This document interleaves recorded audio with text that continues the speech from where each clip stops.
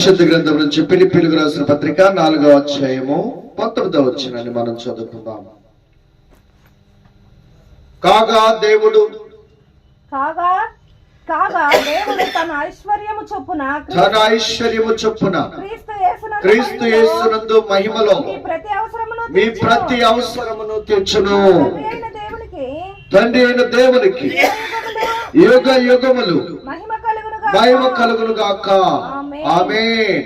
చూడండి, ఇక్కడ మనం గమనించినట్లయితే కాగా దేవుడు తన ఐశ్వర్యము చొప్పున క్రీస్తు యేసునందు మహిమలో మీ ప్రతి అవసరమును తీర్చును. ఈ రోజున అవసరము లేని వారు ఎవరైనా ఉన్నారా? అక్కర్లేని వారు ఎవరైనా ఉన్నారా? ప్రతి వానికి ఏదో ఒక అవసరం ఉంది, ఏదో ఒక అక్కర ఉంది, ఏదో ఒక ఆశ ఉంది. అవసరం లేని వారు, అక్కర్లేని వారు ఎవరు లేరు. ప్రియులరా, ఈరోజు దేవుడు మనతో మాట్లాడుతున్నటువంటి సజీవమైన మాట, సర్వశక్తి కలిగినటువంటి మాట.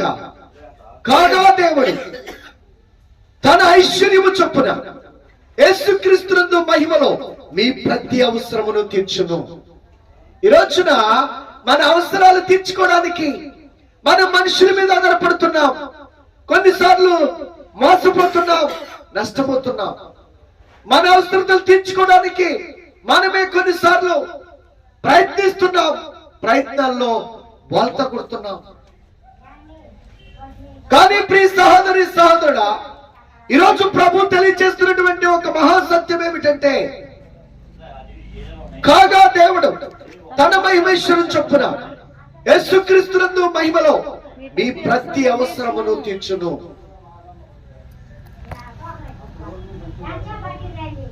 మానవుని సృష్టించిన దేవుడు మాట్లాడుతున్నారు. ఓ నా కుమారుడా, నా కుమార్తె, నీ అవసరమును తీర్చుటకు నేను ఐశ్వర్యవంతుడను. నీ అక్కడ తీర్చుటకు నేను సమర్థుడైన దేవుడను. అదే మాట మనం అనేక సార్లు చదువుకున్నాం కదా. హెబ్రీ 7:23, 24 మనం చదువుకున్నాం. ఒకసారి ఆ మాట కూడా చదువుకుందాం.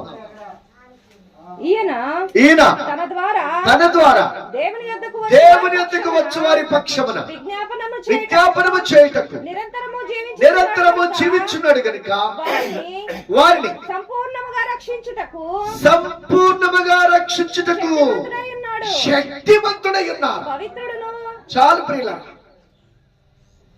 ఈయన తన ద్వారా దేవుని ఎత్తుకొచ్చు వారి పక్షమున విజ్ఞాపన చేయుటకు నిరంతరము జీవించున్నాడు గనుక వారిని సంపూర్ణముగా రక్షించుటకు శక్తిమంతుడై ఉన్నారు. సంపూర్ణముగా రక్షించుటకు శక్తి కలిగిన దేవుడు, నీ ప్రతి అవసరమును తీర్చుటకు ఐశ్వర్యవంతుడైన దేవుడు. ఈ రోజున మన జీవితంలో మరి ఎందుకు పొందుకోలేకపోతున్నాం? అనేక పర్యాయాలు ప్రార్థిస్తున్నాం, అనేక పర్యాయాలు మనము గోజాడుతున్నాం, మొరపెడుతున్నాం, కానీ మనం పొందుకోలేకపోతున్నాం. కారణం ఏమిటి? కారణం ఏమిటని మనం గమనించినట్లయితే చూడండి ఒకసారి. మహాదేవుడు మనతో మాట్లాడుతున్నది. ప్రార్థన చేసేటప్పుడు 3 అంశాలు మనము ప్రార్థనలో ఉండాలి. మొట్టమొదటిగా మన ప్రార్థన దేవుని ఎందుకు వెళ్ళాలి అంటే, మనకు దేవునికి అడ్డుగా ఉన్నటువంటి ప్రతి పాపము, ప్రతి దోషమును పశ్చాత్తాపంతో ఒప్పుకొని విడిచిపెట్టి ఆయన కనికరము చేత, కృప చేత, ఆయన రక్తములో కడగబడి శుద్ధి చేయబడాలి. ఇది మొదటి పని.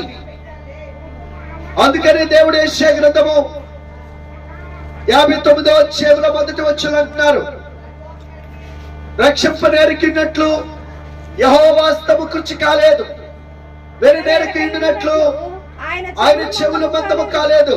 మీ దోషములు మీకును మీ దేవునికిని అడ్డముగా వచ్చును. మీ పాపములు ఆయన ముఖమును మీకు మరుగుపరచును కనుక ఆయన ఆలకింపుకున్నాడు. చూడండి ప్రియులారా, దేవుడు మన ప్రార్థన ఆలకించుకోవడానికి కారణమేంటి? దేవుడు మన ప్రార్థనకు జవాబు ఇవ్వడానికి కారణమేంటి? దేవుని యొక్క కృపను మనం పొందుకోలేకపోవడానికి కారణమేంటి? దేవుని శక్తిని మనము సంపాదించుకోవడానికి ఎంతో అవకాశం ఉన్నా కానీ పొందుకోలేకపోవడానికి కారణమేంటి? ఆయన గొప్ప వాగ్దానాలు మనకిస్తున్నారు. కాగా దేవుడు తన ఐశ్వర్యము చొప్పున క్రీస్తు యేసునందు మహిమలో మీ ప్రతి అవసరమును తీరుస్తానంటున్నారు. ఈయన తన ద్వారా దేవుని ఎత్తుకొచ్చి వారి పక్షమును విజ్ఞాపన చేయుటకు నిరంతరము జీవించున్నాడు కనుక వారిని సంపూర్ణముగా రక్షించుటకు శక్తివంతుడై ఉన్నారని ప్రభు సెలవిస్తున్నారు. మరి ఆ శక్తివంతుడి దగ్గరికి వచ్చి మనము సంపూర్ణముగా రక్షించబడకపోవడానికి కారణమేంటి? మన అవసరాలు అక్కర్లు తీరిపోవడానికి కారణమేంటి? ఎందువల్ల మన అవసరాలు తీర్చుకోలేకపోతున్నాం? ఎందువల్ల మనము పరిపూర్ణముగా సంపూర్ణముగా స్వస్థపడే రక్షణ పొందో, లేక విడుదల విమోచన పొందో పరిపూర్ణమైనటువంటి విడుదల ఎందుకు రావట్లేదు?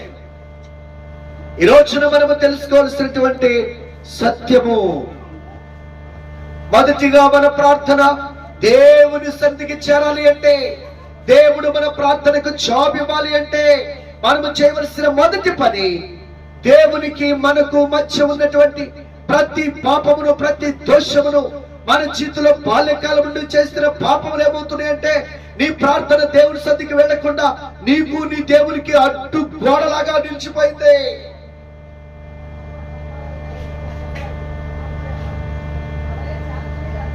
నీకు నీ దేవునికి ఒక అడ్డు పర్వతం లాగా నిలిచిపోయింది. అందుకనే ఆ పర్వతాన్ని తీసివేసుకోవాలి, ఆ పర్వతాన్ని తొలగించుకోవాలి. ఎప్పుడైతే మనం ఆ పర్వతాన్ని తీసివేస్తామో, ఎప్పుడైతే ఆ పర్వతాన్ని తొలగిస్తామో, అప్పుడు తేటగా మన ప్రార్థన దేవుని సన్నిధికి చేరుతుంది. మన ప్రార్థన దేవుని సన్నిధికి చేరుతుంది. రెండో విషయాన్ని చూసినప్పుడు, ప్రభు మన జీవితంలో మనం చేసిన ప్రతి పాపాన్ని క్షమించి సమస్త దుర్నీతి నుండి విడిపించి, ఆయన అంటున్నారు, మన పాపములు మనం ఒప్పుకొని విడిచిపెట్టిన ఆయన నమ్మదగిన వాడు నీతిమంతుడు కనుక మన ప్రతి పాపమును క్షమించి సమస్త దుర్నీతి నుండి మనలను విడిపించి పవిత్రులుగా చేయను అన్నాడు. ఎప్పుడైతే మనం ఒప్పుకుంటామో ఆయన మనల్ని క్షమించి సమస్త దుర్నీతి నుండి మనల్ని విడిపించి ఆయన సంపూర్ణంగా రక్షిస్తారు. ఇదే మొదటి దశ, ప్రార్థనలో ఉండవలసిన మొదటి అంశము. రెండవది, అప్పటి వరకు దేవుడు మన జీవితంలో చేసినటువంటి ప్రతి ఒక్క విషయమును స్తుతితో దేవుణ్ణి స్తుతించాలి, దేవుణ్ణి స్తుతించడం నేర్చుకోవాలి. ఎన్ని విషయాల్లో దేవుడు మనల్ని కాపాడుతూ వచ్చారు.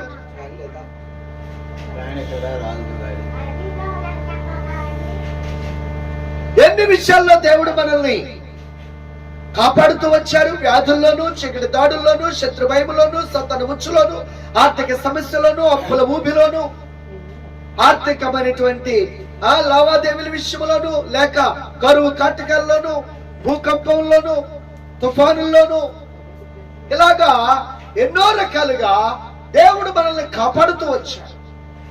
ఎన్నో రకాలుగా దేవుడు మనల్ని రక్షిస్తూ వచ్చాడు. ప్రియులరా, ఇంతగా దేవుడు మనల్ని రక్షించినప్పటికీ, ఇంతగా దేవుడు మనల్ని కాపాడినప్పటికీ, ఇంతగా దేవుడు మన పట్ల కృప చూపించినప్పటికీ మనము కృతజ్ఞత చూపించలేకపోతున్నాం. కృతజ్ఞత హీనులుగా మనం బ్రతుకుతున్నాం.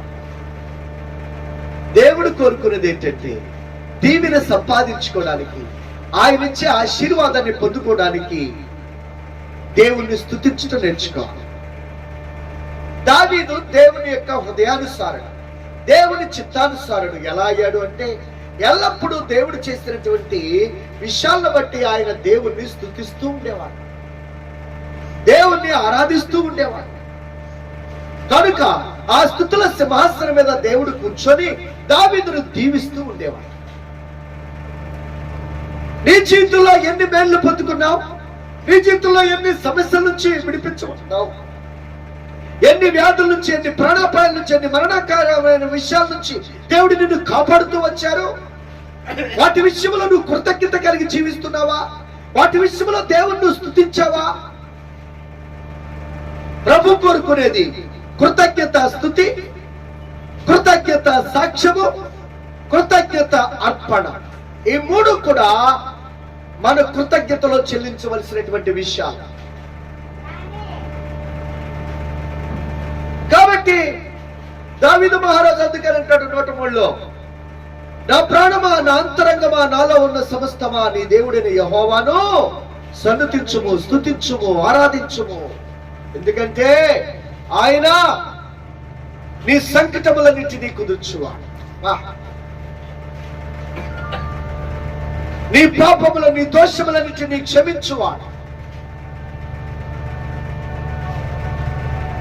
పక్షిరాజ యవనం వంటి యవనంతో నిన్ను, మేలుతో నిన్ను తృప్తిపరిచేవాడు. చూసారా? సో దేవుణ్ణి స్తుతించడం నేర్చుకోవాలి. దేవుడు చేసిన ప్రతి మేలును బట్టి స్తుతించడం నేర్చుకోవాలి.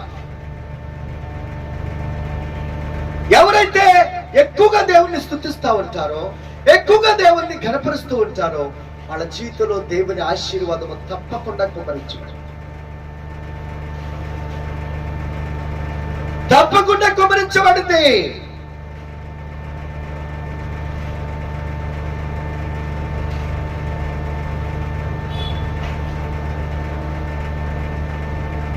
కనుక ప్రియులారా, ప్రభు మాట్లాడుతుంది, ఆయన నమ్మదగినది. దావీదు మహారాజు అలాగూ దేవుని స్తుతిస్తూ గొప్ప ఆశీర్వాదాలు సంపాదించుకునేవాడు. ఇక మూడవది ప్రార్థనలో ఉండవలసినటువంటి అంశము, మూడవది చూసినట్లయితే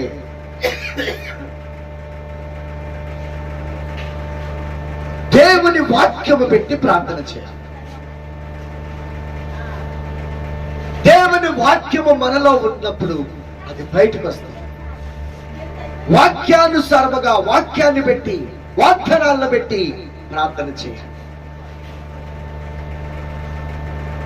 ఎందుకంటే యేసు ప్రభు భూమి మీద ఉన్నప్పుడు ఒక గొప్ప విషయాన్ని ఆయన తెలియచేశారు. భూమి మీద ఉన్నప్పుడు ఆయన ఒక గొప్ప విషయాన్ని మాట్లాడారు. చూడండి, యోహాను సువార్త 15వ అధ్యాయము 7వ వచనంలో మనం చూస్తున్నప్పుడు, నా యందు మీరును మీ యందు నా మాటలను నిలిచి ఉండి నెడలా మీకేది ఇష్టమో అడుగుడి, అది మీకు అనుగ్రహించబడదు. మీరు బహుగా ఫలించటం వలన నా తండ్రి మహిమపరచబడును. ఇందువలన మీరు నాకు శిష్యులయ్యుందురు. ప్రియులారా, ఈ రోజున దేవుని శిష్యులుగా మనం ఉండాలి అంటే, దేవుని కృపను మనం పొందుకోవాలి అంటే, మన జీవితంలో మనం చేయవలసినటువంటి విషయం ఏంటో తెలుసా? గమనించండి, ఆయన యందు మనం ఉండాలి, మన యందు ఆయన మాటలు ఉండాలి. నా యందు మీరును మీ యందు నా మాటలను నిలిచింటి నీడలా మీకేది ఇష్టమో అడుగుడి, అది మీకు అనుగ్రహించబడి. ఇవన్నీ దేవుడిస్తున్న వాగ్దానాలు. మహాదేవుని సన్నిధిలో నేను ఈ వాగ్దానాలు పెట్టి ప్రార్థన చేశాను. ప్రభువా, అయ్యడు నా పాత్రుడును, కనికరించుము నాయనా. దేవుని సందులో మొరపెట్టాను, దేవుని సందులో కన్నీరు కార్చాను. ఆ మహాదేవుడు కనికరించాడు. ప్రియులను ఇక్కడ మనం గమనించినట్లయితే మూడో అంశమును మనము జాగ్రత్తగా వాక్యం పెట్టి ప్రార్థన చేయటం నేర్చుకోవాలి. ఎందుకంటే వాక్యమే ఆది యందు వాక్యం ఉండెను, వాక్యము దేవుని యందు ఉండెను, వాక్యమే దేవుడయ్యుండెను. ఆ వాక్యమే శరీరధారిగా మన మధ్య నివసించెను. వాక్యమైన దేవుడు, శరీరధారిగా వచ్చిన దేవుడు వాక్యం అంటే ఏమనుకున్నావు? నీ హృదయంలో వాక్యాన్ని నింపుకోవాలి. ప్రతిరోజు ఒక వాక్యాన్ని కంఠస్థ చేయాలి. ప్రతిరోజు ఒక వాక్యాన్ని కంఠస్థ చేసినప్పుడు దేవుని వాక్యం నీ హృదయంలో ఉందంటే దేవుడు నీ హృదయంలో ఉన్నట్లు. దేవుడు నీ హృదయంలో ఉంటే నీ హృదయంలో చీకటి ఉండదు, నీ హృదయంలో శాంతి ఉండదు, నీ హృదయంలో పాపం ఉండదు, లోక స్వభావం ఉండదు, వెలుగున్న చాట చీకటి ఉండదు, హఠాత్తు మరణం ఉండదు, శాపం ఉండదు. ఓ ప్రియులరా, ఆయన వాక్యము, అందుకని దావీదు మహారాజు అంటాడు, నీ వాక్యము నా పాదములకు దీపం, నా త్రోవకు వెలుగయ్యు. నేను పాపము చేయకున్నట్లు నీ వాక్యముతో నా హృదయమును నింపుకుందు. నీ వాక్యము చుట్టూ తేనె దారుల కంటే మధురమైనది. ప్రియులరా, ఆయన వాక్యాన్ని ఎప్పుడు ధ్యానిస్తూ ఉండేవాడు దావీదు మహారాజు గారు. ఆయన శాస్త్రములు, ఆయన కట్టడలు, ఆయన నిబంధనలు పదే పదే చదువుకొని వాటిని పాటిస్తూ ఉండేవాడు. మర్చిపోతారేమో ఎక్కడేనని. ఈ రోజున దేవుడిచ్చిన ఆజ్ఞలు ఏంటో నీకు తెలుసా? దేవుడిచ్చిన కట్టడలు ఏంటో నీకు తెలుసా? దేవుడి నీ పట్ల కలిగిన ఉద్దేశం ఏంటో నీకు తెలుసా? దేవుని ప్రణాళికలు ఏంటో నీకు తెలుసా? ప్రియుల కనుక ఎవరైతే వాక్యాన్ని పెట్టి ప్రార్థన చేస్తారో, నా యందు మీరును మీ యందు నా మాటలను నిలిచిండి నెడలా మీకేది ఇష్టమో అడుగుడి, అది మీకు అనుగ్రహించబడదు. ఎంత గొప్ప వాగ్దానం! ఈ రోజున దేవుని వాక్యం వల్ల ఉన్నదా? ఈ రోజున మనము దేవునిలో నిలబడి ఉన్నామా? దేవునితో నడుస్తున్నామా? నా యందు మీరును దేవుని యందే ఉన్నామా? మనం లోకములో ఉన్నామా? పాపములో ఉన్నామా? దేవుల్లోనే ఉన్నామా? దెయ్యముతో ఉన్నామా? మన హృదయంలో దెయ్యం మాటలున్నాయా? దేవుని మాటలున్నాయా? మన హృదయంలో క్షేమాభివృద్ధికరమైన కుశల వచనములే మీరు ఉచ్చరించుడు గాని అని అన్నాడు. కనుక ప్రియులరా, మన హృదయము నిండి దాన్ని బట్టే నోరు మాట్లాడుతుంది. ఈ మూడు, ఒకటి ప్రార్థనలో మొట్టమొదటి ఉండవలసినది దేవునికి మనకు విరోధముగా ఉన్న ప్రతి పాపము ప్రదోషము ఒప్పుకొని విడిచిపెట్టబడాలి. రెండు, అప్పటి వరకు దేవుడు నీ జీవితంలో చేసిన ప్రతి ఒక్క మేలు, ఉపకారము, సహాయము, క్షేమము, పోషణ, అన్నిటి విషయములో, రక్షణ, అన్నిటి విషయములో దేవుణ్ణి స్తుతిస్తూ ఉండాలి. మూడు, వాగ్దానాలు పెట్టి ప్రార్థన చేయాలి. వాగ్దానం పెట్టి మొరపెట్టాలి. అప్పుడు ఆ మహాదేవుడు తప్పకుండా మనలను దీవిస్తాడు, మనలను ఆశీర్వదిస్తాడు, సంపూర్ణముగా మనలను రక్షిస్తాడు, మన ప్రతి అవసరమును ఆయన తీరుస్తాడు. ఆయన ఐశ్వర్యవంతుడైన దేవుడు, ఆయన సర్వశక్తి కలిగిన దేవుడు. కేవలం యేసుక్రీస్తు నామమున ప్రార్థన చేయవారందరినీ ఆయన రక్షించుటకు సమర్థుడైన దేవుడు. ఆయన సమర్థుడు. ఎలాంటి కోపంలో ఉన్నా నిన్ను విడిపించి రక్షించుటకు సమర్థుడు. ఎలాంటి బంధకాల్లో ఉన్నా నిన్ను విడిపించి రక్షించుటకు సమర్థుడు.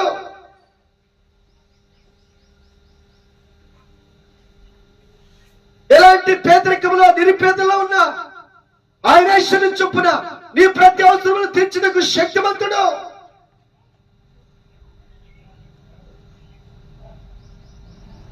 కనుక ఈ మూడు విషయాల్లో మనం ఎలా ఉన్నాం అనేది మన జీవితంలో పరిశీలన చేసుకొని ఎవరైతే అలా ప్రార్థన చేస్తారో వారి జీవితంలో గొప్ప ఆశీర్వాదాన్ని వాళ్ళు పొందుకోగలుగుతారు.